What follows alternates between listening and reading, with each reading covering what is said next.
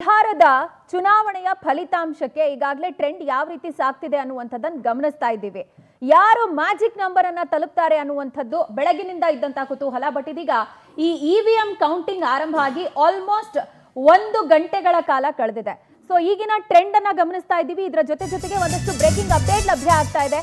ಬಿಹಾರದಲ್ಲಿ ಎನ್ಡಿಎ ಮೈತ್ರಿಕೂಟದ ಭರ್ಜರಿ ಮ್ಯಾಜಿಕ್ ಅನ್ನುವಂತ ಚಿತ್ರಣ ಸದ್ಯ ಕಂಡು ಬರ್ತಾ ಇದೆ. ಬಿಜೆಪಿ 71 ಕ್ಷೇತ್ರದಲ್ಲಿ ಮುನ್ನಡೆ ಸಾಧಿಸಿದ್ರೆ ಜೆಡಿಯು 75ರಲ್ಲಿ ಮುನ್ನಡೆಯನ್ನ ಕಾಯ್ದುಕೊಳ್ತಾ ಇದೆ. ಇನ್ನು ಎಲ್ಜೆಪಿ 14 ಹಾಗೆ ಎಚ್ಎಎಂ 4 ಸ್ಥಾನಗಳಲ್ಲಿ ಹಾಗೆ ಆರ್ಎಲ್ಎಂ 2 ಕ್ಷೇತ್ರದಲ್ಲಿ ಮುನ್ನಡೆ ಕಾಯ್ದುಕೊಂಡ್ರೆ ಬಿಜೆಪಿ ಜೆಡಿಯು ನಡುವೆನೇ ಇದೀಗ ಆರೋಗ್ಯಕರವಾದಂತ ಫೈಟ್ ಕಾಣಿಸ್ತಾ ಇದೆ. ಬಿಹಾರದಲ್ಲಿ ಎನ್ಡಿಎ ಮೈತ್ರಿಕೂಟ ಭರ್ಜರಿ ಮ್ಯಾಜಿಕ್ ಅನ್ನು ಮಾಡಿದ್ರೆ ಮಹಾಗಠಬಂಧನ್ ಚಿತ್ರಣವನ್ನ ಕೂಡ ನಾವು ಕನ್ಸಿಡರ್ ಮಾಡಬೇಕಾಗತ್ತೆ. ಕಾಂಗ್ರೆಸ್ ಲಿಟ್ರಲಿ ನಾಮಕೆ ವಾಸ್ತೆ ಆಗಿದೆ ಅಲ್ಲಿ. ಸೊ ಈಗ ಬಿಜೆಪಿ ಮತ್ತು ಜೆಡಿಯು ಮಧ್ಯೆ ಒಂದು ಆರೋಗ್ಯಕರವಾದಂತ ಫೈಟ್ ಅಂತ ಹೇಳಿ ಸದ್ಯದ ಅಪ್ಡೇಟ್ ಲಭ್ಯ ಆಗ್ತಾ ಇದೆ. ಕ್ಷಣದ ಮಾಹಿತಿಯನ್ನ ಸ್ಪೀಡ್ ನಂಬರ್ಸ್ ಅನ್ನ ಪವರ್ ಟಿವಿ ನಿಮ್ಮ ಮುಂದೆ ಇಡುವಂತ ಕೆಲಸ ಮಾಡ್ತಾ ಇದೆ. ಬಹಳ ಈಸಿಯಾಗಿ ನಿಮ್ಗೆ ಅರ್ಥ ಆಗುವಂತ ಚಿತ್ರಣ. ನಮ್ಮ ಸ್ಕ್ರೀನ್ ನೋಡಿದ್ರೇನೆ ನಿಮಗೆ ಗೊತ್ತಾಗುತ್ತೆ ಯಾವ ರೀತಿಯಾದಂತ ಟ್ರೆಂಡ್ ಫಾಲೋ ಆಗ್ತಿದೆ ಅಂತ. ಬಿಜೆಪಿ 71ರಲ್ಲಿ ಜೆಡಿಯು 75ರಲ್ಲಿ ಮುನ್ನಡೆಯನ್ನ ಕಾಯ್ದುಕೊಳ್ತಾ ಇರೋದು. ನಾವು ಹಿಂದಿನ ಒಂದಷ್ಟು ಎಕ್ಸಾಂಪಲ್ಗಳನ್ನ ರೀಕಾಲ್ ಮಾಡ್ಕೊಳ್ಳೋದಾದ್ರೆ ಯುಪಿಯಲ್ಲಿ ಚುನಾವಣೆ ಆದಾಗ ಸಮಾಜವಾದಿ ಪಾರ್ಟಿ ಸ್ಥಾನವನ್ನ ಕಳ್ಕೊಂಡಂತ ಸಂದರ್ಭದಲ್ಲಿ ಕಾಂಗ್ರೆಸ್ಸೇ ನಮಗೆ ಮುಳುವಾಗಿದ್ದು ಅನ್ನುವಂತ ಮಾತನ್ನು ಹೇಳಿತ್ತು. ಈಗ ಮತ್ತೆ ಕಾಂಗ್ರೆಸ್ ನಮ್ಮ ಜೊತೆಯಲ್ಲಿರೋದ್ರಿಂದ ಏನು ಪ್ರಯೋಜನ ಇಲ್ಲ ಅನ್ನುವಂಥ ರೀತಿಯಲ್ಲಿ ಮಹಾಗಠಬಂಧನ್ನಲ್ಲಿ ಚಿತ್ರಣಗಳು ಕಂಡು ಬರ್ತಾ ಇದೆ. ರೈಟ್, ಮತ್ತೊಂದಷ್ಟು ಅಪ್ಡೇಟ್ಸ್ ನಮ್ಗೀಗ ಲಭ್ಯ ಆಗ್ತಾ ಇರೋದು. ಬಿಹಾರದಲ್ಲಿ ರಾಹುಲ್ ಗಾಂಧಿಯ ತಂತ್ರ ಯಾವುದೂ ವರ್ಕೌಟ್ ಆಗ್ತಾ ಇಲ್ಲ. ನಾನು ಅದನ್ನೇ ಮೆನ್ಷನ್ ಮಾಡ್ತಾ ಇದ್ದೆ. ಕಾಂಗ್ರೆಸ್ ನೇತೃತ್ವದ ನಾಯಕತ್ವಗಳು ಅಥವಾ ಆ ಒಂದು ಮೈತ್ರಿಕೂಟ ಫೇಲ್ಯೂರ್ ಅನ್ನ ಕಾಣುವಂತ ಇತಿಹಾಸನೇ ಅತಿ ಹೆಚ್ಚು. ಬೇರೆ ಬೇರೆ ರಾಜ್ಯಗಳಲ್ಲಿ ಎಕ್ಸೆಪ್ಷನ್ ಕರ್ನಾಟಕ ಇರಬಹುದು, ಬಟ್ ಸ್ಟಿಲ್ ಕಾಂಗ್ರೆಸ್ ಅನ್ನ ಜೊತೆಗೂಡಿಸಿಕೊಂಡು ಹೋಗುವಂತಹ ಮೈತ್ರಿಕೂಟ ಇದೆಯಲ್ಲ, ಅಲ್ಲೆಲ್ಲ ಕಳಪೆ ಪ್ರದರ್ಶನನೇ, ಸೋಲು, ಪದೇ ಪದೇ ಸೋಲುಗಳನ್ನ ನೋಡುವಂಥದ್ದು ನಡೀತಾ ಇದೆ. ಈಗ ಮತ್ತೆ ರಾಹುಲ್ ವೋಟ್ ಚೋರಿ ತಂತ್ರಗಾರಿಕೆ, ದೇಶದಾದ್ಯಂತ ದೊಡ್ಡ ಅಭಿಯಾನ ಮಾಡ್ಬಿಡ್ತೀವಿ ಅಂತ ಹೋದ್ರು. ಮತ್ತ ಏನೋ ಕಳ್ಳತನ ಆಗಿದೆ ಅಂತ ಹೇಳಿ ಅಭಿಯಾನ ಎಲ್ಲ ಮಾಡಿದ್ರು. ಅದ್ರ ಇಂಪ್ಯಾಕ್ಟ್ ಏನಾಗಿದೆ? ನಂಬರ್ಸ್ ಕನ್ವರ್ಟ್ ಆಗಿದೆಯಾ? No. We are seeing the instance on the screen now. ಬಿಹಾರದಲ್ಲಿ ಕಾಂಗ್ರೆಸ್ ಕಳಪೆ ಪ್ರದರ್ಶನ ಮಾಡ್ತಾ ಇದೆ. ಈ ಬಗ್ಗೆ ಮಾತನಾಡ್ತಾ ಹೋಗೋಣ. ಟ್ರೆಂಡ್ ಹೇಗೆ ಸಾಗ್ತಾ ಇದೆ, ಇದು ಇಂಪ್ಯಾಕ್ಟ್ ಯಾವ ರೀತಿಯಾಗಿರುತ್ತೆ, ಎಲ್ಲವನ್ನ ಕೂಡ ಮಾತನಾಡ್ತಾ ಹೋಗೋಣ. ನಮ್ಮ ಜೊತೆಯಲ್ಲಿ ಪವರ್ ಟಿವಿಯ ಮುಖ್ಯಸ್ಥರು ರಾಕೇಶ್ ಶೆಟ್ಟಿ ಸರ್ ಇದ್ದಾರೆ, ಹಾಗೆ ಬೇರೆ ಬೇರೆ ಪಕ್ಷದ ವಕ್ತಾರರು ಕೂಡ ನಮ್ಮ ಜೊತೆಯಲ್ಲಿದ್ದಾರೆ. ಫಸ್ಟ್ ನಾನು ರಾಕೇಶ್ ಸರ್ನ ಕೇಳೋಕೆ ಇಷ್ಟಪಡ್ತೀನಿ. ಸರ್, ಈಗ ಎಕ್ಸಾಕ್ಟ್ ಆಗಲ್ಲ ಎಕ್ಸಿಟ್ ಪೋಲ್ಗಳನ್ನುವಂಥ ಮಾತನ್ನು ನಾವು ಕೇಳ್ತಾ ಇದ್ವಿ.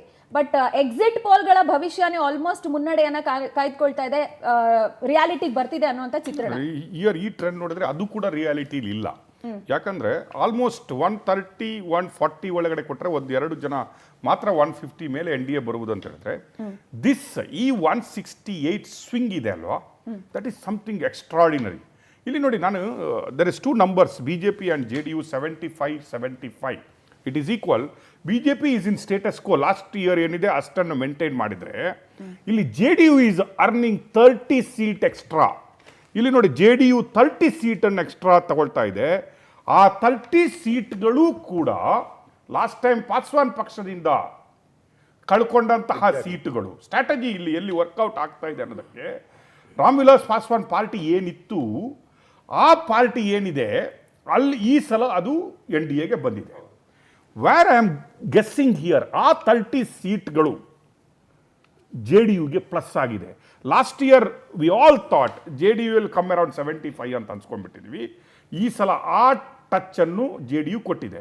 ನಂಬರ್ 1, ಇಲ್ಲಿಗೆ ಬಂದರೆ Congress again losing 3 seats, not that much difference. Congress ಅನ್ನು ನೋಡಿದರೆ ನೀವು 19ಇಂದ 16ಗೆ ಬಂದು ನಿಂತ್ಕೊಂಡಿದೆ, ಅರೌಂಡ್ 3 ಸೀಟ್ ಲಾಸ್. ಅಲ್ಲಿ ನೋಡಿ, RJD ನೀವು surprisingly RJD is losing much seats, 75ಇಂದ 49ಗೆ ಬಂದಿದೆ. ಎಲ್ಲೂ ಒಂದು ಟ್ರೆಂಡಲ್ಲಿ ಚೀಫ್ ಮಿನಿಸ್ಟರ್ ಕ್ಯಾಂಡಿಡೇಟ್ ಯಾರು ಆಗಬೇಕನ್ನುವ ಸರ್ವೆ ಬಂದಾಗ ಲೀಡಿಂಗಲ್ಲಿ ತೇಜಸ್ವಿ ಯಾದವ್ ಇದ್ದರೆ, ಬಟ್ ಕಂಪ್ಲೀಟ್ಲಿ ರಾಜಕೀಯಕ್ಕೆ ಹೋದರೆ ನೀವು ನೋಡಿದ್ರೆ ಈಗ as a party RJD is down. Because ನನಗೇನು ಅನಿಸುತ್ತೆ, ಪ್ರೀಪೋಲ್ ಅಲಯನ್ಸ್ ಯಾವುದಿದೆ ಅಲ್ವಾ, prepoll alliance with the Paswan party with and Prashant Kishor party again ನಾನು ನಿಮ್ಗೆ ಹೇಳ್ತಾ ಇದ್ದೀನಿ, ಇಲ್ಲಿ ಇಟ್ ಈಸ್ ರಿಯಲಿ ಈ ಟ್ರೆಂಡನ್ನು ನೋಡ್ತಾ ಇದ್ರೆ it's looks likes it worked as a B team for NDA. ಏನಕ್ಕೆ ಹೇಳ್ತೀನಿ ಅಂತ ಕೇಳಿದ್ರೆ ನೋಡಿ, it is not, you can't neglect the vote turnout. 3 ಜನರನ್ನು ಲೀಡಿಂಗಲ್ಲಿ ತಗೊಂಡು ಹೋಗ್ತಾ ಇದ್ದಾರೆ. They are leading in 3 places. It means 238 places candidate ಇದ್ದಾರೆ ಅವ್ರದ್ದು. And 65 place were crucial. ನಾನು ಹೇಳಿದ್ದೀನಿ, is a strategist more than a politician. ನಾವು ಇದನ್ನು ಅರ್ಥ ಮಾಡ್ಕೊಬೇಕು. ಪ್ರಶಾಂತ್ ಕಿಶೋರ್ ಬಗ್ಗೆ ನೀವು ಮಾತಾಡ್ತಾ ಹೋದರೆ he is not a politician, he is turn to be a politician ನಾವು. ಈಗ ಅವರನ್ನು ನಾವು ಪಾಲಿಟಿಷಿಯನ್ ಅಂತ ಕರಿಬೋದು. ಇಷ್ಟರವರೆಗೆ ಪ್ರಶಾಂತ್ ಕಿಶೋರ್ ಯಾರು ಅಂತ ಕೇಳಿದ್ರೆ ಪೊಲಿಟಿಕಲಿ ಸ್ಟ್ರಾಟಜಿಸ್ಟ್ ಅಂತ ಹೇಳ್ತಾ ಇದ್ವಿ ನಾವು. ಆ ಸ್ಟ್ರಾಟಜಿ ಎಲ್ಲೋ ಇಲ್ಲಿ ವರ್ಕ್ ಆಗಿದೆ ಅಂತ ನನಗೆ ಅನಿಸ್ತಾ ಇದೆ. ಈ ರೀತಿಯ ಟರ್ನ್ಔಟ್ 171, ನಾವು you see the turnout 171:68. It's a disaster to Congress and RJD. ಒಂದು ನೀವು ಹೇಳಿದ ಥರ ಜನ ಸ್ವರಾಜ್ ಪಕ್ಷದ ಮತ್ತು ಪ್ರಶಾಂತ್ ಕಿಶೋರ್ ಅವರ ಲೆಕ್ಕಾಚಾರ ಒಂದಾದರೆ, ಇನ್ನೊಂದು ಲಾಲು ಮನೆತನದಲ್ಲಿ ಇನ್ನೊಂದು ಪಕ್ಷ ಹುಟ್ಟಿದೆ, ತೇಜ್ ಪ್ರತಾಪ್ ಯಾದವ್.